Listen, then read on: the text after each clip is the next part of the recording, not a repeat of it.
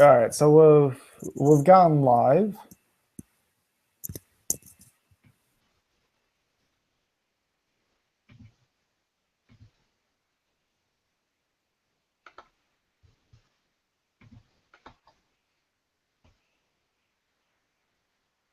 Okay, and maybe we just give it a couple minutes for people just to trickle in and join the event. Excellent idea.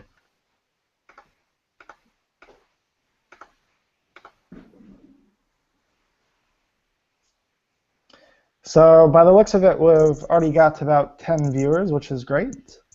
For everyone that has just joined the call, we're going to wait about 2 or 3 minutes just so our other colleagues can join. So in the meantime, we're just going to present you with the opening slide, and then I will hand it over to my colleague Ollie Henman, who is from CIVICUS and works out of the London office. So he will initiate the call in a couple minutes' time.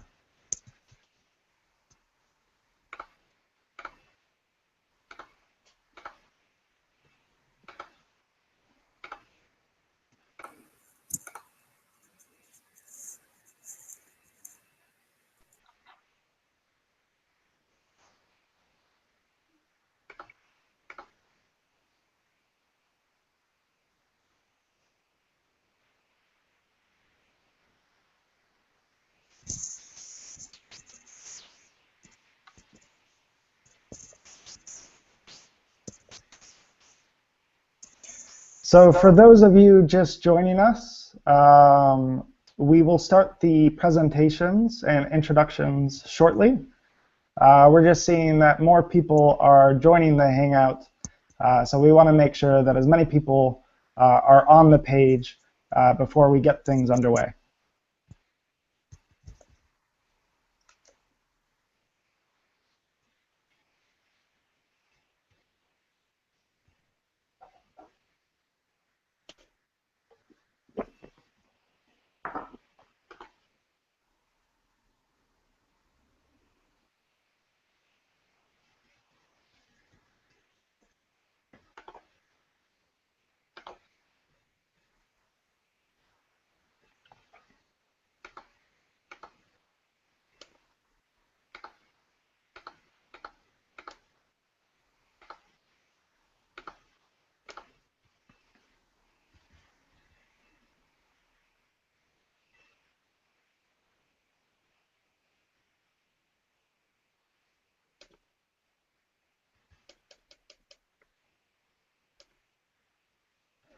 So now seems like a good time to start the call.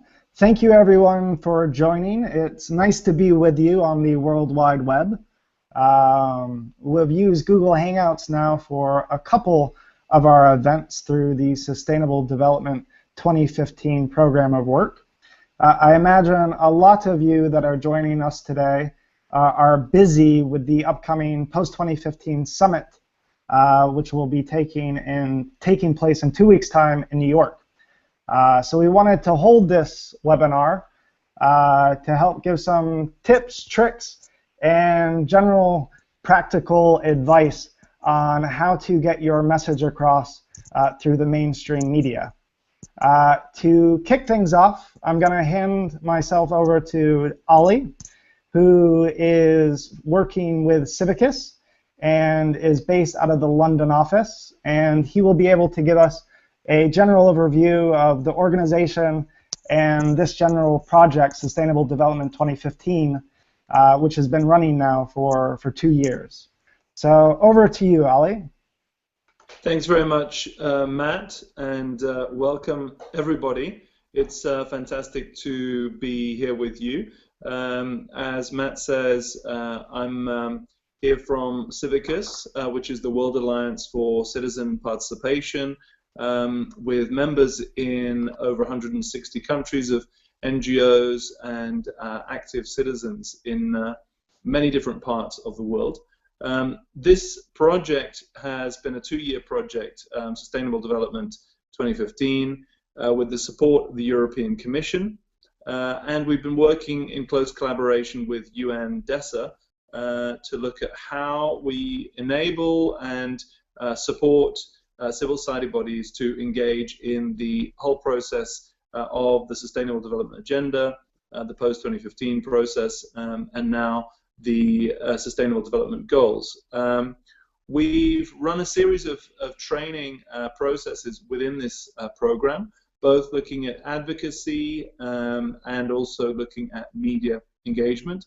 Some of this is focused on national level advocacy, and we had 12 countries where we assisted our partners and members to develop their own national advocacy plans to put their proposals on the agenda around sustainable development.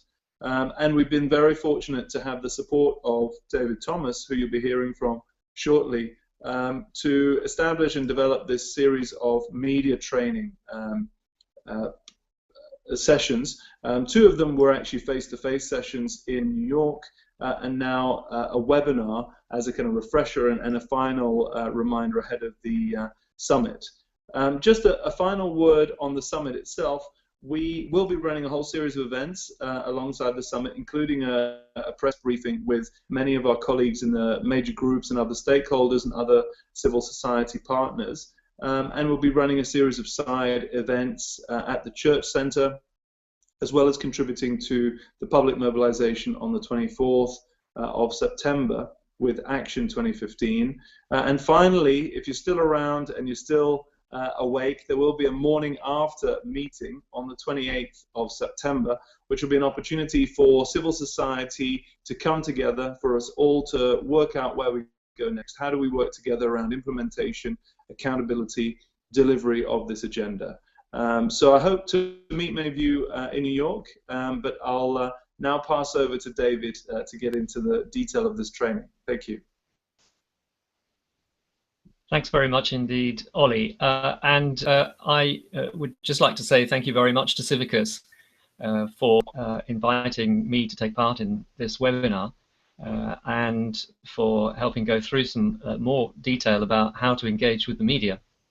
What I would like to do is to make sure that we can cover a couple of the things which are the essentials of engaging with the media, which we'll do shortly. And then we'll move on and talk about some of the other aspects which we haven't covered in some of the previous training. So that will give you some new things. It'll give you some things to revise and remember if you were on the training earlier in the year. If we did meet in New York earlier in the year, then thank you for joining us again. It's very nice to have you involved. One of the things that we're going to do is we're going to work our way through some slides so that it will be a visual prompt. You won't just have to stare at me talking the whole time. It'll be me presenting some of this, and then for a much more in-depth look at some of the practical ways of doing this, if you work within NGOs, then Matthew Redding-Smith will come back, and he'll be doing some of that in the middle part of the presentation. My background is journalism, so I'm a journalist who comes at this from a great interest in helping people really get their message across much more clearly, and let's be frank, not waste journalists' time. Because we really want to hear from you, but we want to hear from you talking about what you're doing in a way which will engage the audiences that we're trying to serve. And from Matthew's point of view, of course, he's within the NGO, within CIVICUS, he has experience of trying to deal with engaging with journalists, so we'll be able to hear from him and his experience too. Now, one other thing before we crack on, you have a message board, which is part of the screen here within the Google Hangout. And so if you want to ask questions, please do. We have more than 100 people who are registered onto this Hangout, so we may not be able to get through all the questions, but I promise we'll do our best to try and answer some questions as they come in, or we'll have a look at them at the end. And we're aiming to be done within an hour, so we've got another 50 minutes or so, 55 minutes. So hopefully you won't be staring at the screen for far too long. And the first thing I'm going to do is just going to give you a view of the slides that we're going to be using. I'm going to work my way slowly through. Already, Ollie has said that we have a number of events that have happened over the last 18 months to 2 years, and the most recent ones this year were, of course, the workshops in New York. And there were 2 of those, as you can see. And the webinar today is the final part of this. in this part of the program as we run up towards the summit at the end of September. The point of all of this is to make sure that you are aware of all the resources that you need in order to engage with the media. Now, what you can see on the screen here is the Engaging with the Media PDF, which is a printable version of some resources which appear online. And if you haven't found them already, the website is sustainabledevelopment2015.org, or you can just type in www.sd2015.org, and where you're wanting to look is engagement tools, and then clicking on media support, and that will get you a website which has lots of information in it, which I'll explain in a moment. The Engaging with the Media booklet has been translated into 3 other languages, so if you prefer to look through it in Portuguese, French or Spanish, that's there for you as well. The website itself is a mini, we call it a mini site. It's a sub-website which is part of the Advocacy Toolkit site, which some of you may also be aware of under sustainabledevelopment2015.org. And as you can see, the website has a navigation list of topics, which is there on the left-hand side, and it has all the kinds of topics that most people ask questions about when they want to engage with the media. Also, and this is very important, it's not just in textual style, it's also got podcasts which have been specially commissioned, and those podcasts are short 10-minute or so radio programs, small radio programs which sit on the site, and you can listen to them at any time. And they cover a variety of topics, and you can see there's a list of topics with a little symbol next to them, so you can listen to some of those as well. And in the podcasts, what I've done is I've interviewed people who work in a range of different organizations and have a range of different experience, not just in NGOs and working as communication specialists, but also working as journalists. Very often people have been journalists in one part of their career, and then they go on and become super efficient communications people at NGOs. So I've spoken to a whole range of people from around the world who operate in that way, and you'll hear their interviews on the podcast. So I hope you enjoy those. They were great fun to do, and the people have been really generous in giving their time. So today we're going to have a look at a few areas. The first thing we're going to do is refresh what we mean when we talk about messages. We're going to look at preparing for press events, which is the new content which none of you would have seen in a training course before. It does of course appear on the website and the mini site. We'll look at putting together a press list, and there'll also be a discussion about tools and resources. So that's largely going to be the way we're going to run through the next few minutes. And to start with the refresher on messages, one of the things I think it's always important to remember is that messages form part of a range of different ways that you're going to be thinking about how you're going to talk to people, how you're going to get your message across. The message is one thing. The audience is very much linked to that. What's the message? Well, who's the audience is a very important question. The medium that's being used also affects both the audience and the message, and the language and the tone is also part of that picture. So the message, audience, medium, and tone and language that's used all get linked together, and in fact they affect one another. So if you use a particular medium like, say, social media, then your language will be slightly different, maybe, from if you were talking to someone face to face. And the medium of social media will reach a slightly different audience, and therefore you might have to change your message. If you're talking to a particular audience, you have to think about, okay, what's the language or the tone that that audience would like, and therefore you might have to change your message, and so on and so on.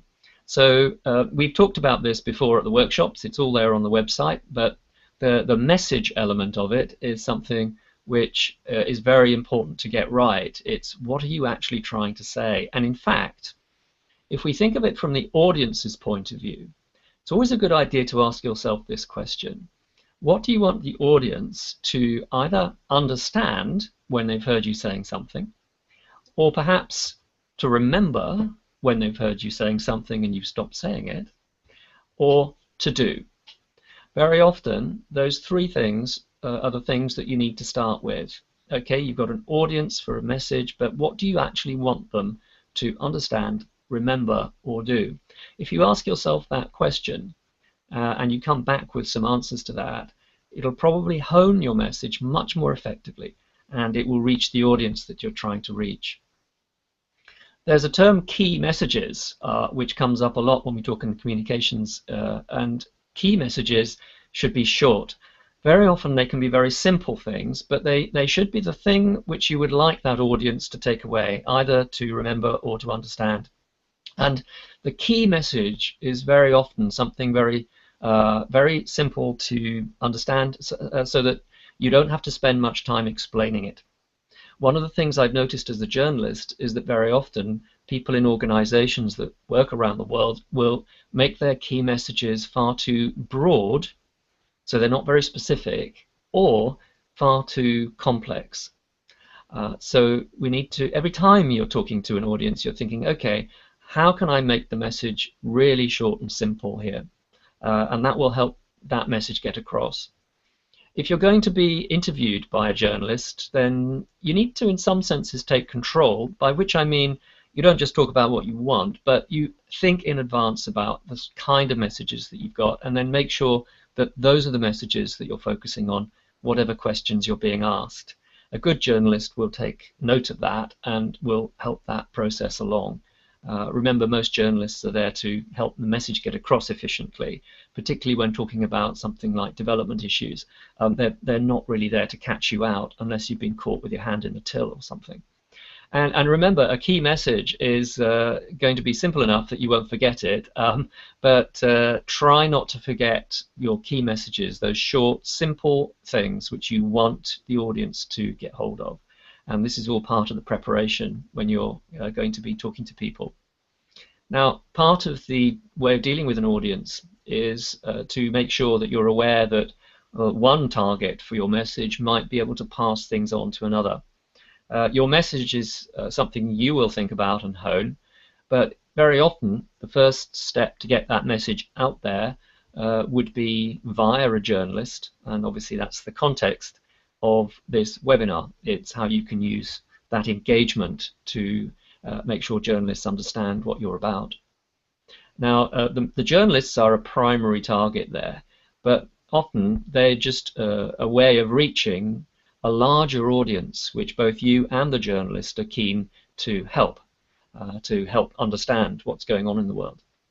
So the message goes to the journalists. They'll be talking about that, but you need to be aware also of who the journalists have in mind as the audiences that they care about. Now, these days, of course, you also, with social media, want the audience to pass messages further on. So if there are things which the audience enthuses about, maybe some of the work that your organization does, then they will want to tell their friends. They'll want to tell their family and friends. And in the era of social media, of course, that means that friends will also share. So you start to get things moved around and the messages get passed hither and thither. And that's when you have a very clear, simple message, which is really pushing forward something which people can understand quickly, because everyone's busy these days. So they need to have something which is sharp. Journalists themselves, and I remember there was a bit of a laughter in the room when I said this at the workshop in New York in June. Journalists themselves are busy. They are very focused on their audience that they serve, and they're very focused on making sure that they don't confuse their audience. They're always looking for news, and the crucial thing you have to remember always, and this is the bit that gets the laugh, journalists are human beings. So you've got to try and remember that they like being treated as human beings and not as a mechanical kind of device for getting news out there. So you need to engage with journalists in a way which reflects on the fact that you're building up a relationship with them. And that's too often forgotten, especially if you don't know any journalists. I mean, let's be honest. Very often people do not know any journalists as personal friends, and so therefore it's difficult to kind of remember, well, what are the things that are important to them and how do they behave in their working day? Well, journalists have bosses. The bosses are called editors very often, and sometimes they're breathing down their neck and they're always working to deadlines. So you've got to be aware of that context. for what a journalist is doing when they're working, and start to think a little bit about what the journalist would require, not just what you would require. And that will help the whole process of building up a journalist relationship. And listen to what journalists say, but also don't just bombard them. I'm going to show you here something which I spotted on Twitter. This is from a very highly respected broadcaster who works in the UK. His name is Paul Lewis, and he tends to present consumer programs on financial topics. And this tweet makes it really clear that he doesn't want to run stories that come from press releases, because they're usually badly written and they're usually not particularly focused, particularly not focused on him and the kind of things that he likes to broadcast. So he's found that it's not worth his while. So I'm certainly not suggesting that press releases are always a waste of time. I'm not saying that. But do bear in mind that a press release is usually not the way to get a message through on its own. It can be a useful way of flagging up an issue, but there may have to be something else about it, and there may be something that you can do which will mean that you can engage with the journalist because they know you better. And that takes time, but it's worth it in the long run, because if they know you, they'll understand your needs and they will trust you. And mutual trust is always a great thing between people who are working in your kind of organization and the journalists that will be reporting on that area. Another thing we should just mention, of course, what is news? I don't know what you think about that. What is news?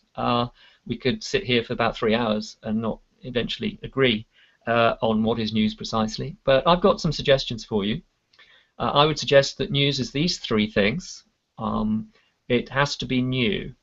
It has to be of interest to the audience that you're thinking of, and obviously it has to be, in some senses, relevant to them.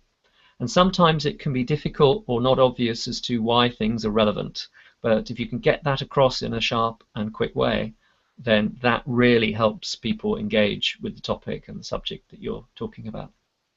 The element of new is very important, and we're going to come back to that. When we talk about engaging with journalists, we need to remember that if things are not new, people won't really engage with them, because they'll think it's a bit old-fashioned or was about yesterday. Why are you talking about it now? So we will come back to that in a slightly different context as we move through the next few minutes. Different media have different strengths. Always worth bearing this in mind. Different media have different strengths. If I just on the screen list for you the kinds of features that work really well in different media, again, we could argue about some of this, and we could perhaps make the lists a little longer, but in print, if it's a newspaper or a magazine, it's certainly true that human interest works. That interest with what other people are doing as human beings and the effects on their lives, that always works. Facts, statistics, quotes, those are all great in the on the printed page, but of course so are pictures. If you think about radio, well, human interest is still there. We need examples and stories about how people behave, the things they do in their lives that make a difference to them, the struggles that they have as human beings can always make very good stories. We need examples of those. We need to hear those examples on the radio. We need to hear people talking. Radio is a very informal medium, actually. It's quite an intimate medium. It's one person talking and another person listening. That's you at the moment, of course. It needs to be topical because radio is a medium of the now, not of the yesterday. And clearly sounds work really well on radio. So not just people talking, but actually other sounds can work really well too. So you need to think about that if you're hoping to engage a radio journalist. TV, well, moving pictures. TV needs moving pictures. So sometimes stories lend themselves well to television journalists covering them because something's moving, whether it's a mechanical device or whether it's people working. Those work really well. But think about that. Think about how you can make a TV journalist really excited by suggesting moving pictures around the work that you do. An open approach, so making sure that you look happy in what you do, or at least that you have a sympathetic, warm approach to what you do, that can work very well. And again, good examples are always there. Finally, social media. Well, this could be a very long list indeed, but generally, again, human interest. Informality, topicality, it has to be of now. Links to other things, so links to websites, links to videos, links to things. and interactivity, encouraging people to share, just as we have encouraged you to think of sending any questions through. And that sharing aspect is absolutely essential to social media. Whatever you do in social media, if it's for your organization, make it in such a form that it's easily shareable and that people would want to share that with their friends. Now, I'll leave those on the screen for a second, and if you just look at the 4 of those areas, print, radio, TV, social media, you'll see that one thing is in common along the top of all of them: human interest. What we want to see is stories about people. We want to hear people talking. We want human stories. And if we think about journalists, well, they're not interested in anything except people, really. People are what they want to talk about, and they don't really find processes interesting. Now, this year, this is an important thing to think about because we've got masses of processes going on. And CIVICUS are really involved in this, in trying to make those processes as smooth running as possible for you to engage with what's happening at the UN. But actually, journalists like to talk about what's happening in the real world with people, people who are going through their lives. And the things that they really like are, you know, names, faces, places. This is something which journalists in newspapers have always said they really like. They want names they can write about, they want faces they can put pictures of, and they need to talk about the places which are relevant to the readers or the audiences for that particular outlet. So that's something that it's worth you thinking about. How can you make those things easy for journalists to use? Here's an example. This is taken from the Guardian newspaper in the UK, and it's actually a newspaper story which is about the business development scene in Rwanda. Now, business development in Rwanda could be quite a dull subject. I'm not trying to be rude about anything that's happening in Rwanda. I'm just saying, you know, when you've got lots of other things calling on your time, business development in Rwanda, well, how interesting is that to a general audience? Well, what they've done on this example is they've decided they'd focus on a particular issue, which happens to be some women who set up an ice cream business.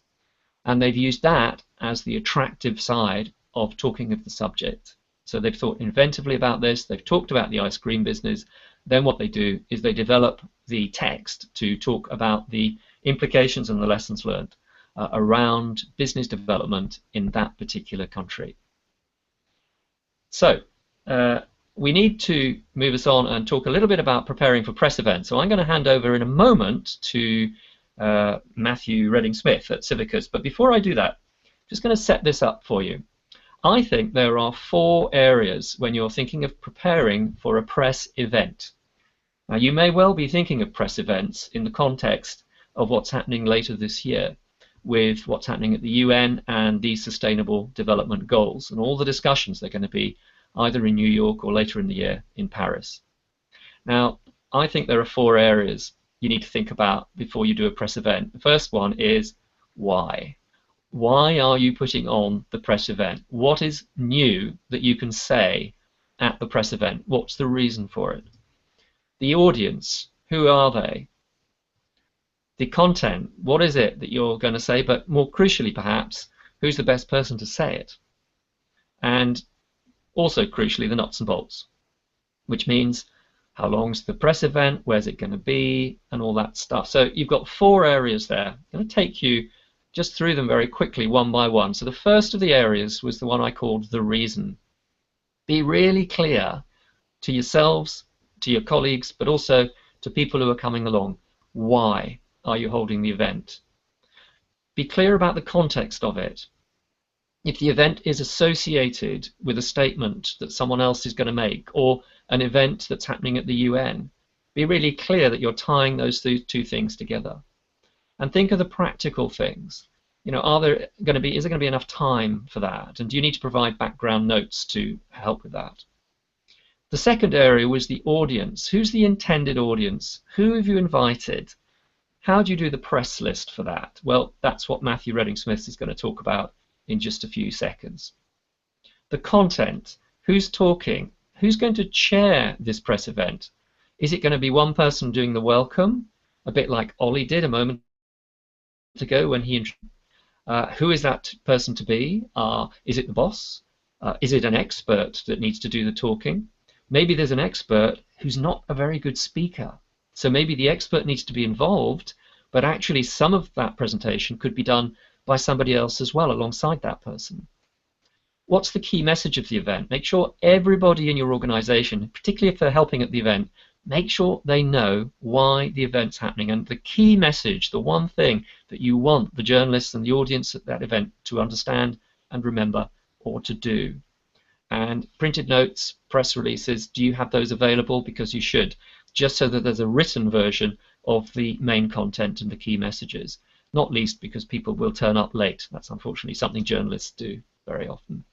And finally, the fourth area, nuts and bolts. Keep to time.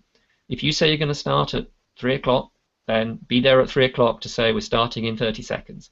Provide enough chairs for people to sit down.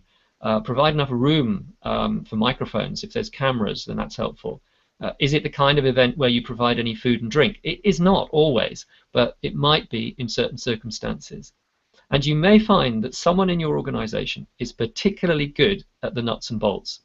I remember once setting up an event at the BBC when I used to work there, and someone in the room said, the weather forecast says it's going to rain on the day of this event. Where are people going to hang their coats? And none of us had thought about that. And it was such an important thing because when people came, they had somewhere to put their wet coats and they felt warm and welcome when they came. So I'm going to stop at that stage because it's time for me to say I'll be back in a few minutes with a few things that I want to sum up on. But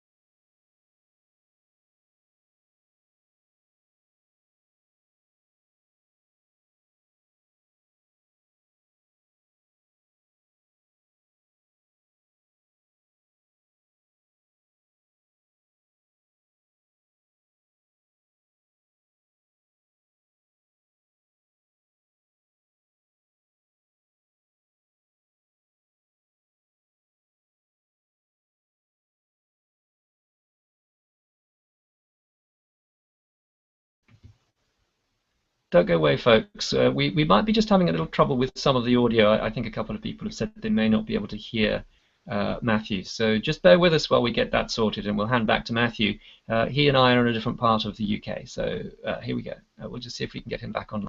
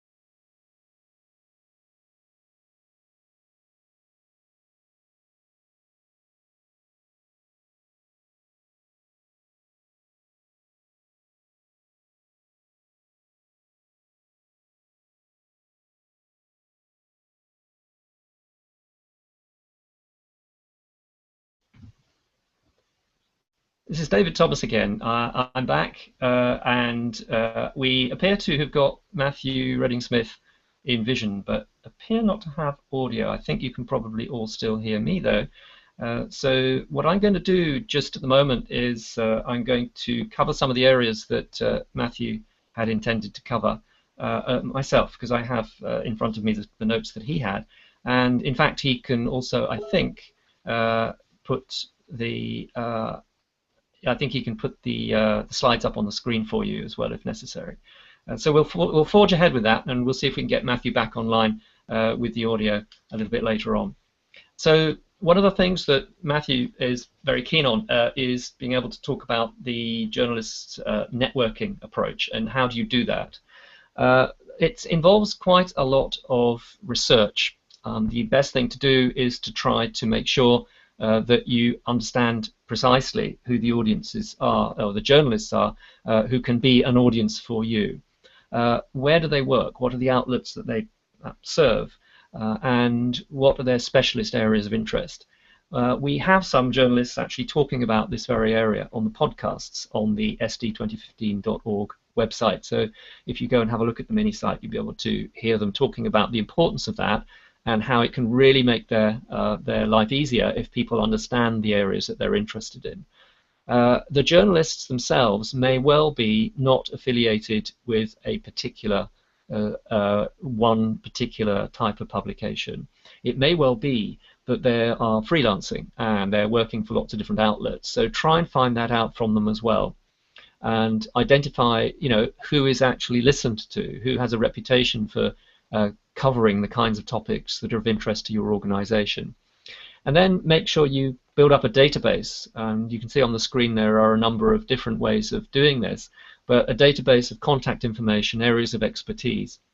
In fact, sd2015.org has done a version of this where you can actually see that there is a list of contact names with their areas of specialism next to them, which is for the organization itself.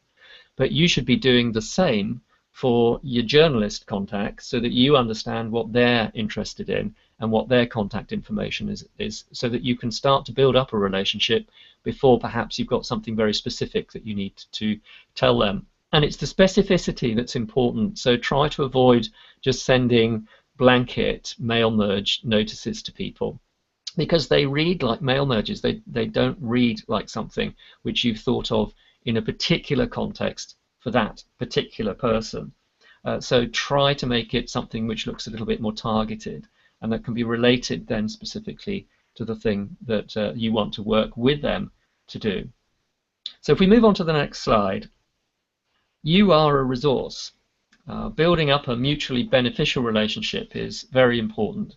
And you're not just giving them a story where you tell them it starts here and this is what I want you to say. Then best thing to do is to give a range of facts. Be sure of your facts. You don't want to be looking like you don't really know what you're talking about. And so try to make sure that you're aware of your facts, but also make it clear to them that that's something that you do. And it'll make their job a lot easier if the information that you give can be used in articles where they're not just talking about you. They're actually talking about the whole area, perhaps, that they're focusing on, in which you can provide some other information. So don't think of it as being you talking to the journalist and then they put their entire focus only on you. You can be feeding into something which can enrich their article, and that will make them feel very happy, and it will help them to produce something which is of much greater relevance to their own audience. And do connect with journalists, the journalists with relevant people that are not just yourself. So you become a bit of an enabler where you're saying to other people, have you actually thought about working with this journalist? This is a journalist that has been quite interesting in the conversations that you may have had. You can actually say to other people, don't be afraid to get in touch. So you're actually putting people in touch with one another. And one of the crucial things that we want to underline today is the importance of being the first person to alert journalists to something. And also that feeling of being new, of it being something they didn't know, that can be very helpful, because a journalist doesn't want to be told something they already knew. But also to be the first to respond. Especially these days, there are so many news outlets, especially with social media as well, that if you're the first person to respond to something that's been in the news, that can be the thing which can enrich a journalist's coverage of a particular topic. So I would urge you not to hang around. I mean, we've all heard of organizations where something's happened. A statement might have been made by a world figure, say, and the press department have sort of hung around for a few days thinking about what a good press release might look like to comment on what that person said at the beginning of the week. Well, unless you comment on it on that day, I'm afraid it's too late, and no one's going to take any notice. And it could actually reflect quite badly on your organization to the extent that it makes your organization look a bit sclerotic and slow to respond. And nobody really wants to seem to be an organization that's a bit slow on the uptake. So if we move on to look at the news, how do you do that? Well, relate your issues to the current headlines. Have a look at what's happening in the press, what's going on in the news, what's going in the bulletins, and then try to link your story in the way that means that the journalists can see that there's a relevance to that with a current topic. The big topic that we have at the moment in certainly large parts of the world where I live is to do with migrants and refugees, and what that means as people move in huge numbers across borders, across countries. And there are big issues around that. Well, people in charities who are working to help this area, or they focus on this area, their comments are very relevant. So they can see that there's an interest in that, and then they can engage with journalists who are alert to what that organization is doing, and there's actually a willingness to engage with it, which perhaps sometimes there isn't.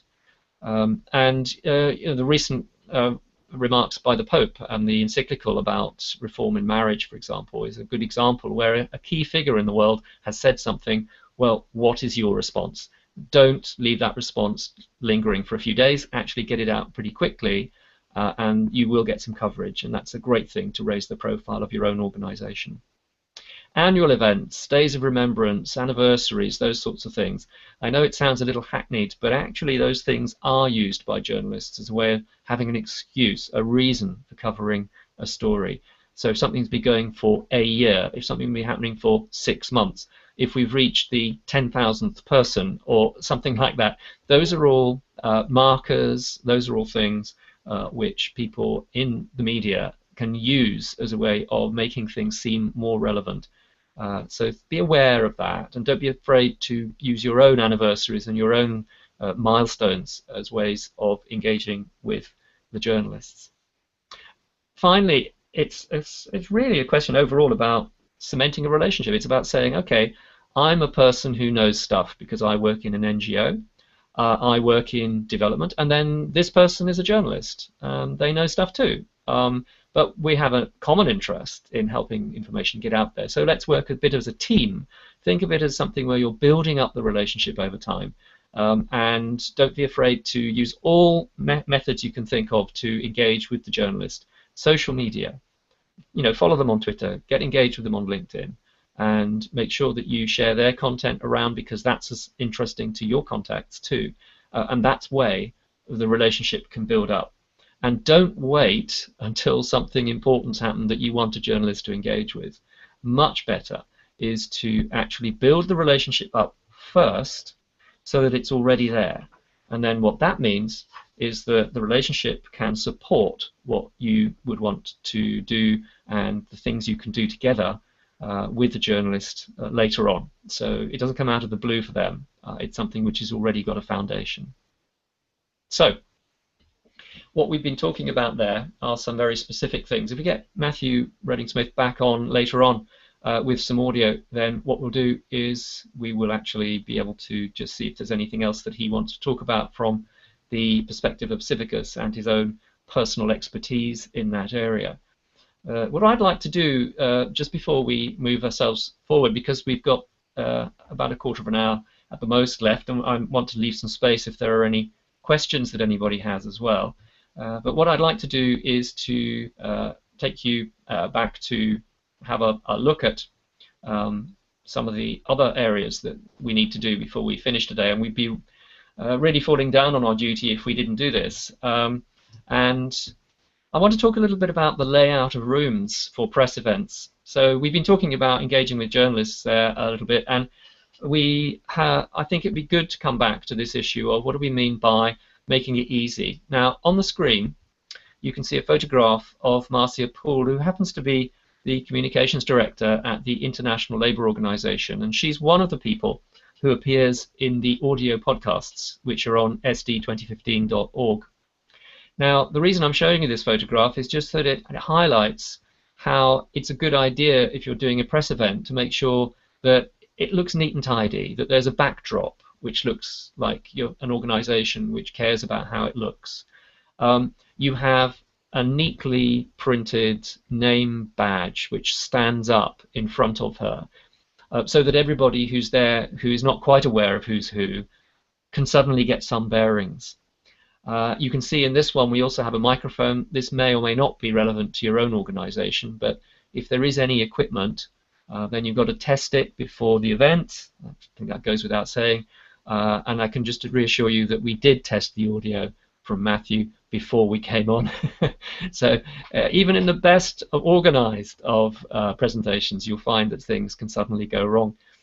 So what we're doing here is saying, think all this through so that you're not actually scuppered at the last minute by something which looks like it's been thrown together at the last minute. And here is a graphic which just reminds you of the importance of media and cameras. If you have a press event, it may well be the case that you will have people who are going to want to come with cameras.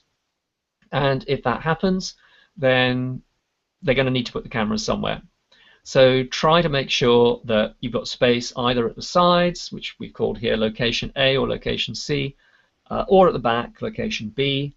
There's enough space, it's not cluttered with the chairs, so that they've got a good view of a person who might be presenting some information from the front of the room. Coupled with that, there may need to be a slightly separate area which is free of clutter, which can be used for interviews after the press event. Sometimes journalists will want to go, particularly if they're radio or TV journalists, and they want to record audio, they want to record video, then if there's a place nearby where they can just stand without being knocked over and do an interview with somebody who's done some presentations, then that's going to go down really well, and it'll be really appreciated that you've thought of that. It does not have to be a separate room. I think that's quite important that you realize this. It may be appropriate, but very often what journalists want is to get a feeling of being at a busy and exciting event. So don't be afraid of having a space perhaps to the side of the stage or at the back of the room where it's out of the way, but it doesn't take you out into complete silence. But there is a bit of an atmosphere that can actually look much, much better. And that's true of radio just as much as it's true of TV. So, just going to put my spin on getting to know a journalist. We touched on some of this with the previous slides, but these are all things you can ask a journalist when you're getting to know them, including, crucially, what deadlines do they work to, because if you know what their deadlines are, you're not going to give them material too late or at an inappropriate time. But these are all things which I would suggest you spend some time thinking of. And if you want to get the fuller list of all this, then go to sd25.org, 2015.org, and look at the media information that's there for you on the mini site, and you'll see there's a lot more information explaining about these things. I should also say that we provided you with a downloadable checklist for events. So you can download a simple A4 sheet and it acts as a checklist, and you can literally tick off each thing just to make sure you haven't forgotten anything. So all of those resources are there for you, including lists like the one that's on the screen now. I've got something for you to do. Don't do it just now, but do it in a few minutes after we finish the presentation. I'd like you to get topical. I'd like you to watch the news. I'd like you to think about how you would comment on things, and I'd like you to keep an eye on key newsmakers and think about responding quickly. And one of the great ways of doing this is simply go to your favorite news outlet, maybe do it today, maybe to do it after this, and just look at your favorite newspaper website or open the paper if it's still a physical paper. Think of a news angle for your organization. Just look at the front page, look at the main stories they're covering, and think, okay, my organization is an expert in that area. How might that tie in? with the thing that the newspaper is covering today, and think about a news angle and how that might work. It's a useful thought experiment any day, but the more you do that, then the more relevant your information will be for any journalists as you approach them later. And I'm suggesting this is something you could do every day, so do it later today.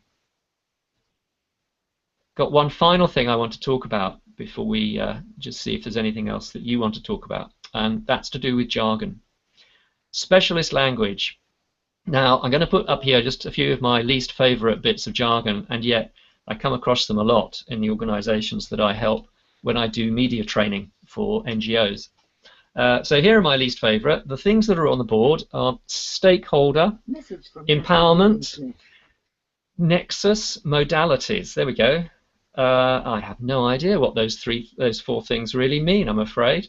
But don't do that. There's always a better way of talking about those things. Don't talk about a stakeholder when you're talking to a journalist, because it sounds like you're using some jargon. I know that these words may be words that you use quite a lot in your work, in your organization, and of course these words are often words that are used because they are something which is a shorthand, and it means everybody kind of knows what you're talking about, but they're not words that get used out there, and they don't work really well with the general audience at all. So instead of talking about empowerment, talk about the ability to do something, and then describe the thing you're talking about. So don't just use the word on its own. The words like, nexus. Well, nexus is a partnership, or it's some connections between organizations. Some of that might take a little bit longer to say because you're using 3 words instead of 1, but if nobody understands the word nexus, then using that 1 word is not going to help you anyway. And modalities, well, I think that means ways of doing things, but I'm never quite sure because I don't work in that area that uses those sorts of jargon. So there's more of this on the website, but try to avoid, please. So we've covered a lot today. What I've wanted to do is to go through some of the refresher items to do with messaging.